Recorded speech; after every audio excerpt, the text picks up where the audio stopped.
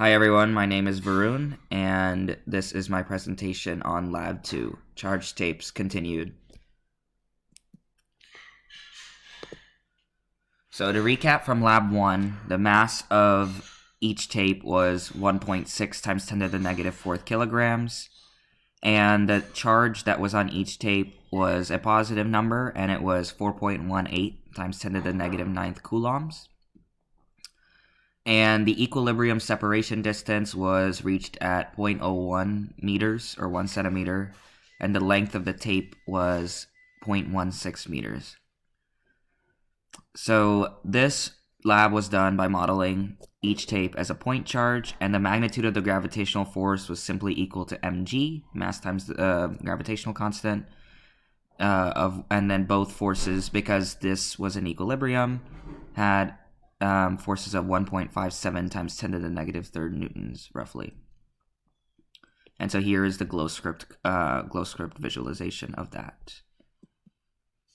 So like I mentioned, this was done by modeling each tape as a point charge, and then the only significant forces are one in the y direction, and the only forces that were considered were gravitational force and electric force. Other forces like air resistance were negligible. And it was assumed that the same magnitude of charge was on both U-tapes because both were about the same length and constructed in the exact same way. Now in Lab 2, we decided to make our model a little bit more sophisticated, and we no longer modeled each tape as a single point charge. Instead, we had uniformly distributed charge across the length of the tape. Some things that stayed the same were that electric force and gravitational force are still the only significant forces, and then we have the same magnitude of charge on both U-tapes.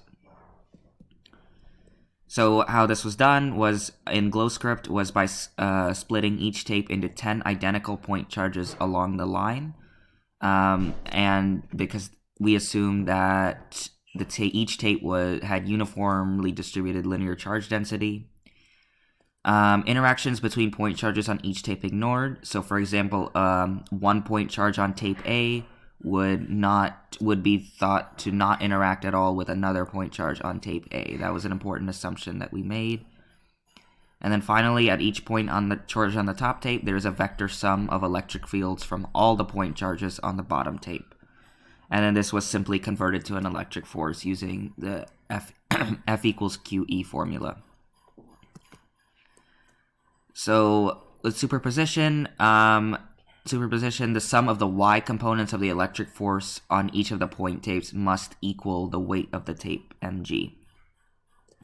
And this is important as we go into our conclusions. So here were the results from the computational model. So the green arrows show the direction of the electric field and force that were exerted from the bottom tape onto the top tape. The white arrow shows the direction and the overall magnitude of the electric force. And as you can see, it perfectly balances the gravitational force from the red tape as well, and is roughly 1.57 times 10 to the negative 3rd newtons. And another important result was that the charge Q from the line charge model came out to be 1.2 times 10 to the negative 8th coulombs, which is roughly 3 times more than the point charge calculated, the amount of charge calculated from Lab 1, the point charge model. Now, why was this the case? Modeling each tape as a single point charge assumes that all the electric forces across the tape are directed fully upwards and will exactly counterbalance the weight of the tape.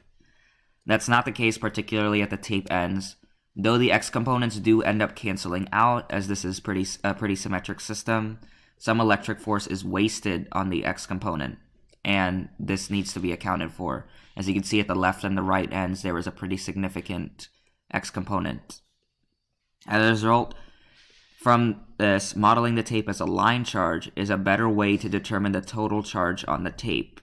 The total charge on the U tape, as mentioned before, was about 3 times higher than would be estimated by using the single point charge model. Thanks for listening.